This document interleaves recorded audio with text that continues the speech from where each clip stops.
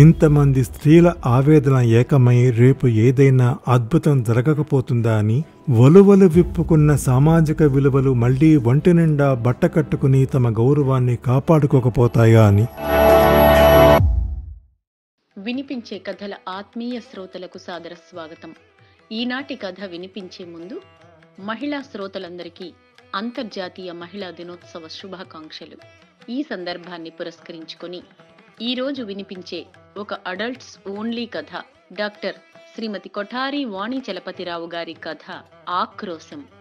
ఈ కథ 2005 డిసెంబర్ 8 నాటి ఆంధ్రభూమి సచిత్ర వారపత్రికలో ప్రచురించబడింది.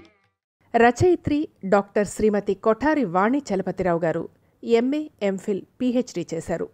ఒక డిగ్రీ కళాశాలలో తెలుగు లెక్చరర్గా పనిచేసి రిటైర్ అయ్యారు. వివిధ పత్రికల్లో వీరు రచించిన 500కి పైగా కథలు ప్రచురించబడ్డాయి.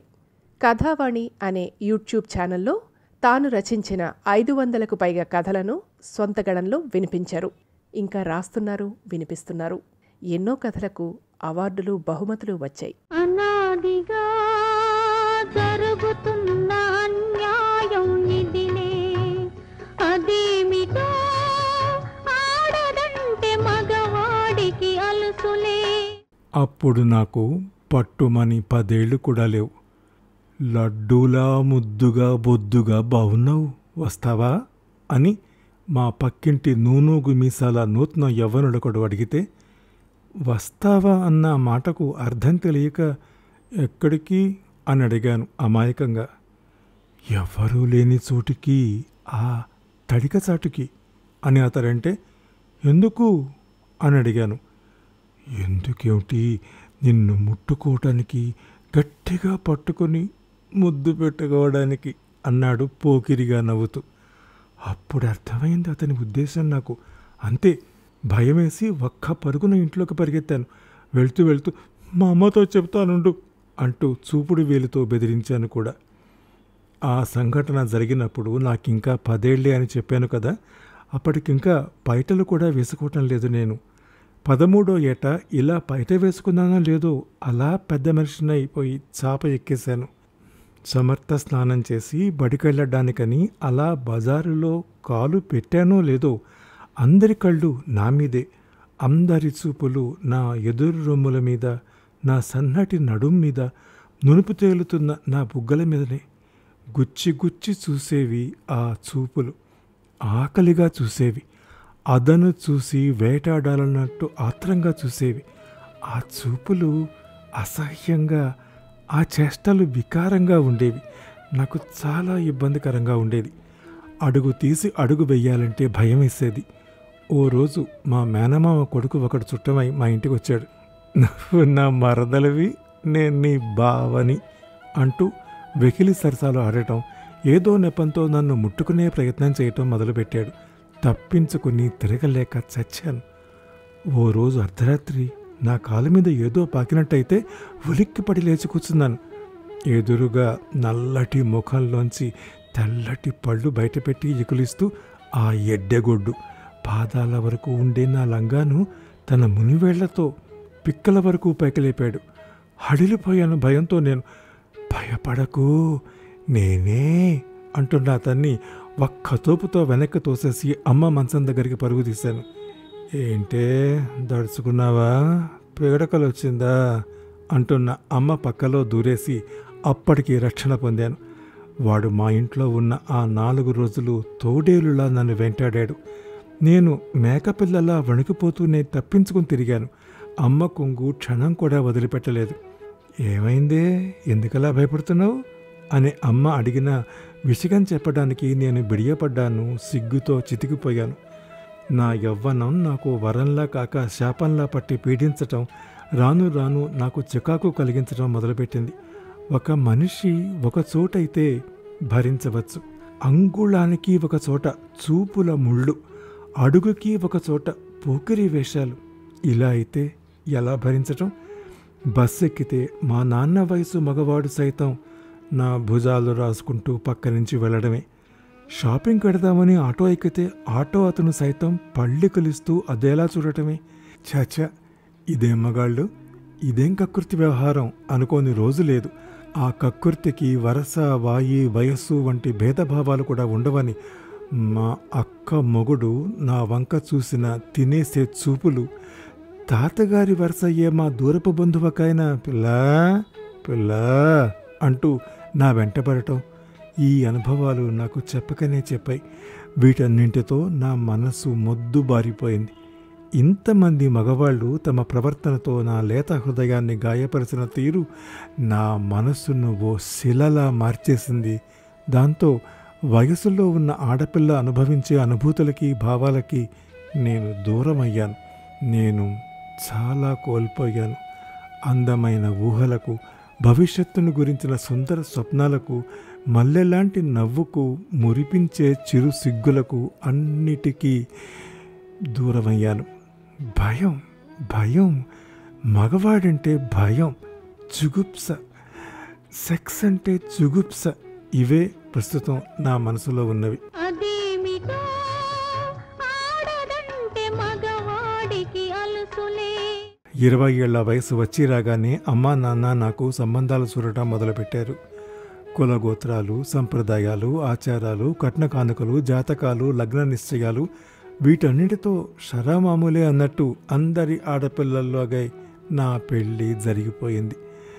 మెళ్ళో మంగళసూత్రం పడగానే తిరిగి నా మనసును నేను కూడగట్టుకునే ప్రయత్నం చేశాను. యథాలాపంగా, అత్యంత సహజ సిద్ధంగా నా హృదయంలో చోటు చేసుకోవలసిన మధుర భావాలను, అందమైన కోరికలను బలవంతంగా పట్టి నా మదిలో పెట్టవలసి వచ్చింది. ఎందుకంటే నావాడు అయినవాడు జీవితాంతం నాకు తోడుగా, నీడగా నిలుస్తాడని నా జీవితంలోకి నడిచి వచ్చినవాడు అవతల నా కోసం ఎదురు చూస్తూ ఉన్నాడు. మనస, వాచ, కర్మణ నన్ను నేను అతనికి సమర్పించుకోవాల్సి ఉంది. అందుకని నా కోర్కెలను, ఆశలను నేను పునఃనిర్మించుకోవాల్సిన అవసరం ఉంది. నిరాశకు, నిస్పృహకు, పురుషునిలోని లోపాలను ఎంచడానికి అక్కడ స్థానం ఉండకూడదు. ప్రేమలో, సంసార జీవితంలో అతని స్పందనకు నేను ప్రతిస్పందనను అందించకపోతే అది సారం లేని సంసారం అవుతుంది. అతనికి సంతృప్తిని, సంతోషాన్ని అందించటంలో నేను విఫలమైనట్టు అవుతుంది అన్న ఆలోచన రాగానే అప్పుడే కొత్తగా యవ్వనవతినైనట్టు కోటి కోర్కెలను, మొగుడి మీద కొండంత ఇష్టాన్ని నాలో సంతరించుకుని శోభనాంగదిలో అడుగుపెట్టాను. ప్రేమను చిలకరించే అతని చూపు కోసం, ఆప్యాయత నిండిన అతని తొలి స్పర్శ కోసం, నీకు నేవున్నాను, నా గుండెలో ఒదిగిపో అని కొండంత అండనందించే కౌగిలి కోసం ఆశగా ఎదురుచూస్తూ ఉన్నాను. కొత్త అనుభూతుల కోసం, ఇంతకుముందు పరిచయం లేని సరికొత్త అనుభవం కోసం నా మనసు అరులు చేస్తూ ఉంది. అలాంటి టైంలో నా భర్త నా దగ్గరకు వచ్చి, నువ్వు బాగుంటావు, చాలా రొమాంటిక్గా, సెక్సీగా, ఎప్పుడు ఫస్ట్ నైట్ వస్తుందా, ఎప్పుడు నిన్ను అనుభవించాలా అని నా మనసు తెగ ఆరాటపడుతుంది. రా ఇలా కూర్చో, నీ ఒంటి మీద ఒక్క నూనె పోగు కూడా ఉండటానికి వీల్లేదు, తీసాయి అన్నివిపై అన్నాడు. ఆ మాటలు అశనిపాతంగా తగిలి చటుక్కున తలెత్తి చూశాను. నా సిగ్గు భయపడి ఎటో పారిపోయింది, నాకు సైతం చెప్పకుండా. అప్పుడు చూశాను అతన్ని స్పష్టంగా. కోర్కెతో ఎర్రబడ్డ కళ్ళు, పంజా విసరడానికి సిద్ధంగా ఉన్న పులిలా ముందుకు చాచిన అతని బలిష్టమైన చెయ్యి, మరో చేతిలో విస్కీ గ్లాసు. హతాశురాలనయ్యాను. అది కనిపెట్టి, మొదటి రాత్రే చేతిలో ఈ మందు గ్లాస్ ఏమిటి అని ఆశ్చర్యపోతున్నావా? మదిరా మగువ అన్నారు. కిక్కెక్కితే మనిద్దరి కలయిక చాలా పసందుగా, రసపట్టుగా ఉంటుంది. దానికి ఇది మంచి కాంబినేషన్ అంటూ అసహ్యంగా కన్నుకొట్టాడు. దాంతో నా మనసులో అంతవరకు నిండుగా ఉన్న కోర్కెలు, ఆశలు అన్నీ ఒక్కొక్కటే జారి కింద పడిపోయి మనసు ఖాళీ కావటం మొదలుపెట్టింది.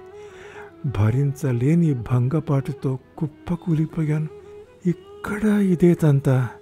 ఈ మగవాడు ఎక్కడ ఉన్నా, ఏ స్థానంలో ఉన్నా మాట్లాడేది, వాంఛించేది కేవలం శరీరాన్నేనా? మళ్ళీ నిరాశ నాలో. మా ఆయన అవన్నీ పట్టించుకునే స్థితిలో లేడు. కుప్పకూలిన నా దేహాన్ని తనకు అనుకూలంగా మరల్చుకొని మనసు లేని తనువునే ఇష్టారాజ్యంగా అనుభవించేశాడు. తన ధోరణే తనది తప్ప ప్రతిస్పందనల ప్రస్తావనే అక్కడ లేదు.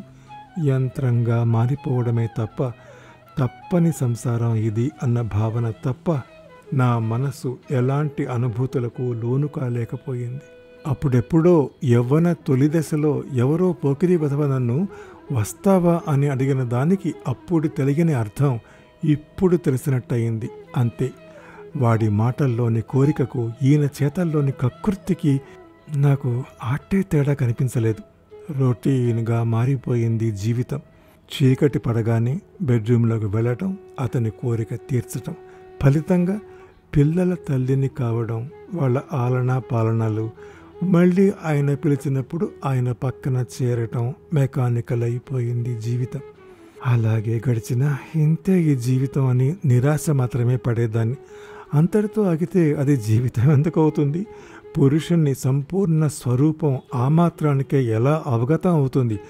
అందుకే విశ్వరూప ప్రదర్శనలో భాగంగా అది మరి కాస్త ముందుకు సాగింది. అదేమిటో ఆడదంటే మగవాడికి అలుసులే. ఓ రోజు నా ఫ్రెండ్ సారిక నా కోసం మా ఇంటికి వచ్చింది. మాధురి, ఎలా ఉన్నావే అంటూ నన్ను చుట్టేసింది. అప్పుడే నీకు 2 పిల్లలా అంటూ వాళ్ళని దగ్గరికి పిలిచి ముద్దు చేసింది. సారిక నాకన్నా అందంగా ఉంటుంది. అందరితో కలివిడిగా ఉంటూ చూడగానే చాలా యాక్టివ్ అనిపిస్తుంది.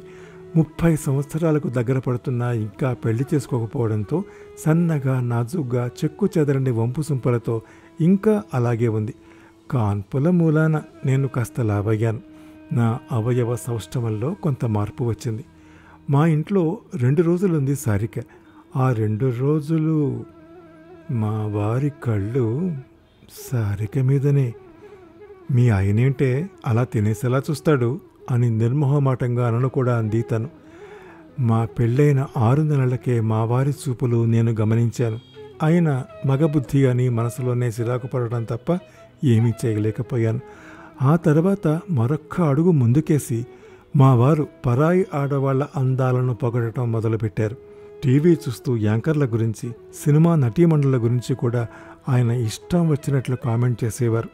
ఆ అమ్మాయి చూడు ఎంత నాజుగ్గా ఉందో, అలా స్లిమ్గా ఉండే ఆడవాళ్ళంటే నాకిష్టం. ఆ అమ్మాయి బుగ్గలు యాపిల్ పళ్ళలా ముద్దొస్తున్నాయి. నీకన్నా ముందు ఈ అమ్మాయి కనిపించుంటే నా పెళ్ళి ఆమెతోనే జరిగేది అంటూ బాహాటంగా నాతోనే తన మనసులోని కోరికలను చెప్పేవాడు. బాధపడుతుందని నేను సారికకు చెప్పలేదు, కానీ తన గురించి ఓ మాట అన్నాడు. నువ్వు నీ ఫ్రెండ్ సారిక ఒకే వయసు వాళ్ళు కదా, మరి తనేమిటి అలా ఉంది, నువ్వు ఇలా ఉన్నావు అడిగాడు. నాకు ఒళ్ళు మండి తనకింకా పెళ్ళి కాలేదు అన్నాను. ఓహో, అలా అయితే ఆడవాళ్ల అందచందాలు పెళ్లి కానంత వరకే అన్నమాట. పెళ్ళైన ఆడది ఇల్లాలుగా తప్ప కాపురానికి అంతగా పనికిరాదన్నమాట. అలా అయితే నీ ఫ్రెండ్ సారికి నేను లైనేసుకోనా అన్నారు. పళ్ళు రాలేలా చెంప మీద ఒక్కటెయ్యాలన్నంత పిచ్చి కోపం వచ్చింది నాకు. అయినా అంతటి కోపాన్ని అతి కష్టం మీద నిగ్రహించుకున్నాను. అందుకే ఆ మర్నాడు సారిక వెళ్ళిపోతానంటే నేను వద్దనలేదు.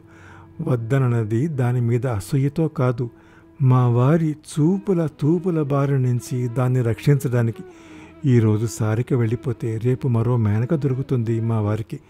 దృష్టి దోషం ఉండనే ఉండకూడదు, కానీ ఉన్నవాడికి ఈ దేశంలో అందమైన ఆడవాళ్లకు కొరత. వెళ్తూ వెళ్తూ సారిక తమాషా కంటున్నట్టుగా, వస్తాను మీ వారు జాగ్రత్త అంది. అందులోని వ్యంగ్యం నాకు అర్థమైంది. వస్తానండి అంటూ మా వారికి చెబుతుంటే, ఉండండి బస్టాండ్లో నేను డ్రాప్ చేస్తాను అంటూ స్కూటర్కి చేతిలోకి తీసుకున్నాడు మా వారు అత్యుత్సాహంతో. వద్దండి నేను ఆటోలోనే పెడతాను అంటూ అతి ఖచ్చితంగా చెప్పడంతో ఇంకా మరేం మాట్లాడలేకపోయారు.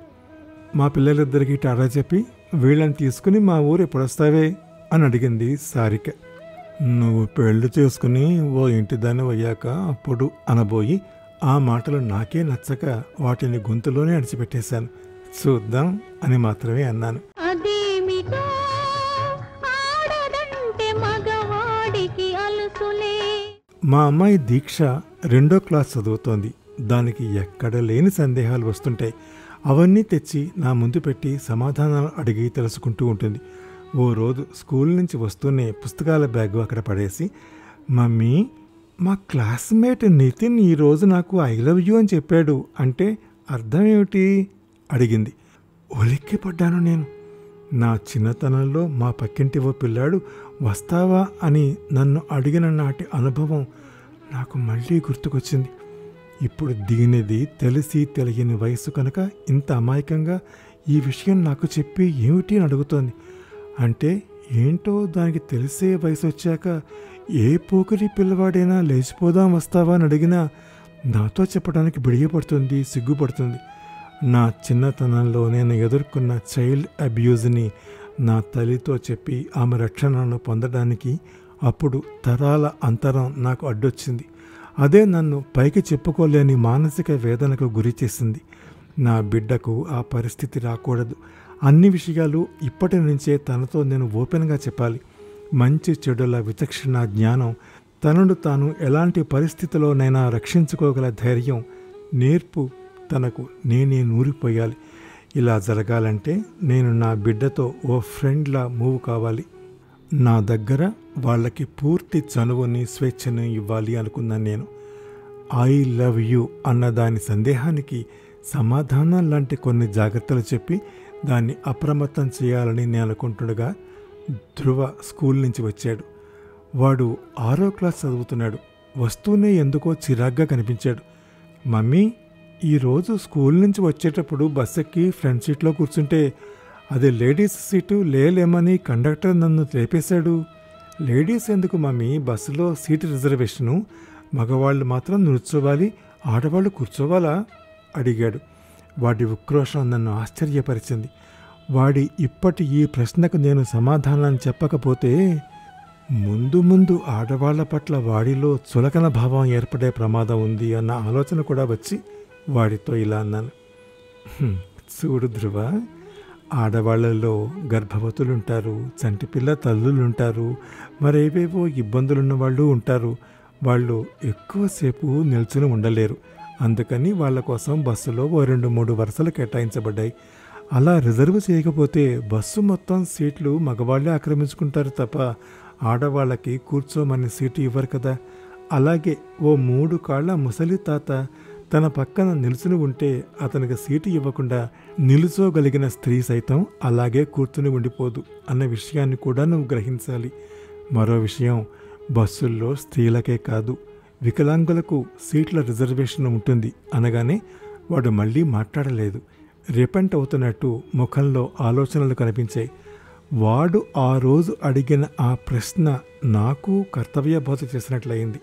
స్త్రీని గౌరవించటం వీడికి ఇప్పటి నుంచే నేర్పకపోతే ఆడవాళ్ళంటే నిర్లక్ష్య భావం వీడి మనసులో మొలకెత్తి అది రాను రాను వేళ్ళూనుకుని పోతుంది. వయసొచ్చాక వీడికి స్త్రీ శరీరం తప్ప ఆమె మనసు, మమత, ఆమె చేసే త్యాగాలు వీడి కంటికి కనిపించవు.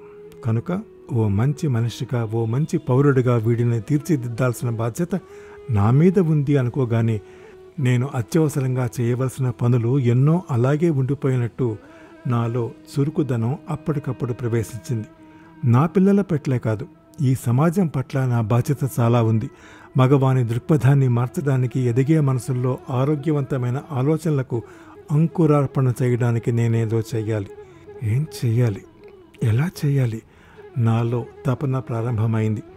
అది అంతకంతకు పెరిగి మనిషి మనసులోని చెడు ఆలోచనల నేపథ్యాన్ని, మూలాలను అన్వేషించటం మొదలుపెట్టింది.